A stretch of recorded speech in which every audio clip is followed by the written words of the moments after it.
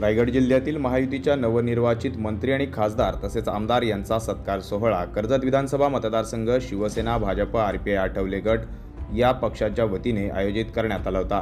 कर्जत येथील CBC lawn येथे हा सत्कार सोहळा आयोजित करण्यात आला होता। राज्याचे सार्वजनिक आरोग्य मंत्री प्रकाश आबिटकर, राज्याचे रोजगार हमी मंत्री भरत गोगावले, राज्यसभा सदस्य खासदार धैर्यशील पाटील, मावळ लोकसभा मतदारसंघाचे खासदार श्रीरंग बारणे, पेण विधानसभा मतदारसंघाचे आमदार रवींद्र पाटील, विधान परिषद सदस्य विक्रांत पाटील, आमदार महेंद्र दळवी तसेच स्थानिक आमदार महेंद्र थोरवे, माजी आमदार सुरेश लाड आदी मान्यवर तसेच या सोहळ्याचे आयोजक शिवसेना जिल्हाप्रमुख संतोष भोईर, रामदास शेवाळे, भाजप जिल्हाध्यक्ष अविनाश कोळी, आरपीआय जिल्हाध्यक्ष नरेंद्र गायकवाड उपस्थित होते।